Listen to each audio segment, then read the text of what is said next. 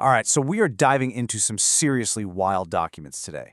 And what they lay out is this incredible story that connects a UAP sighting by a U.S. Space Force technician, no less, to one of the absolute darkest chapters in CIA history, a little something called Project Artichoke. You know, the source material itself starts with a pretty intense warning, and I think that's the only way to kick this off. It says, quote, "This is not a conspiracy theory, though it documents a conspiracy more vast and more ancient than you can possibly imagine. Once you turn this key, the door cannot be unopened. So, yeah, consider yourself warned. Let's turn the key." So, an operator's sighting.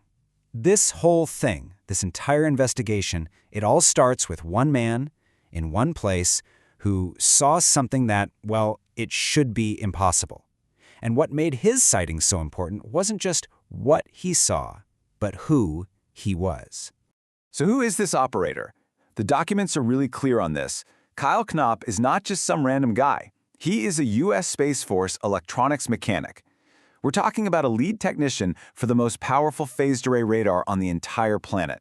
His entire job, his whole career, is about separating a real signal from all the background noise. And that makes what he saw next incredibly significant. So back in 2017, Knopp sees this thing. But he doesn't just see it, he analyzes it.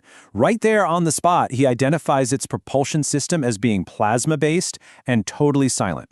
Now, this is a guy who knows every single official aircraft in the U.S. inventory, and this was not one of them. The source material calls it a technical briefing from an impossible machine. The physicist's confession. This one expert sighting kicks off a very quiet, peer-to-peer investigation. See, Knopp doesn't run to the media. He uses open-source intelligence to track down the one person on Earth who might actually have the blueprints for the engine he just saw. And this timeline just shows you exactly how fast things escalated. In June 2025, Knopp reaches out to Dr. Salvatore Pais, a physicist known for these really controversial patents on space-time engineering. And this isn't some fan email, okay? This is one expert talking to another. Pais writes back almost immediately and validates the sighting. Then, after Knopp sends him his full analysis in January 2026, he just completely folds. And when I say he folds, I mean it. The source calls this the Gnostic Killshot. A top government physicist, the guy who's the architect of this kind of tech, he doesn't debate, he doesn't debunk. He writes, "I must bend the knee to your creative genius and remain silent." He just completely concedes. And then, boom, just 1 month later, the wall slams down. Dr. Pais sends one last email saying he was ordered by his U.S. Navy command to stop all communication. The system itself stepped in. The conversation didn't get shut down because it was crazy. The documents argue it was shut down because it was getting way too close to a truth that was not meant for the public. A secret Gnostic war. So what was in Knopp's theory that was so sensitive that triggered a gag order on a top physicist? Well, according to these documents, his ideas about the propulsion system, they weren't just about physics, they were about consciousness.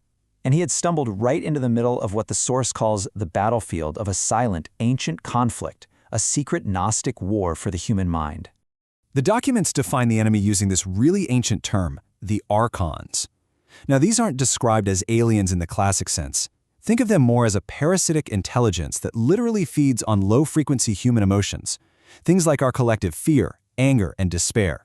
That's their food source. So this whole conflict is framed as a war of frequency. On one side, you have the Guardians who are trying to raise human consciousness, and on the other, you have the Archons, who are allegedly using the moon as a broadcast tower to create a suppressor field, basically a wall of static to keep us all fragmented and afraid. And according to this whole framework, that craft Knopp saw, that was Guardian technology. Okay, so let's just follow this logic for a minute. If there is a war for consciousness, a war of frequency, what are the weapons? Well, the answer, according to the source, isn't in some futuristic sci-fi movie. It's actually in our own declassified history. The Archonic Arsenal, Artichoke. The documents present Exhibit A for this war on the human mind, a very real, fully documented, and declassified CIA mind control program called Project Artichoke. So officially, Artichoke got started way back in 1951. The public reason was all defensive. They said they needed to understand Soviet brainwashing to protect American POWs. The stated goal was to develop special interrogation techniques. The source calls this the bureaucratic lie, a cover for something much, much darker. And this is the absolute key. This isn't speculation. This is a direct quote from a declassified 1952 CIA memo about the project. Just think about what that's actually asking.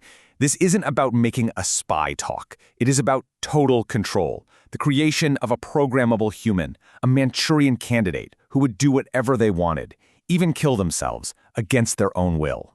They called it Artichoke because the whole point was to systematically peel back the layers of a person's identity. And according to the source, here's the connection.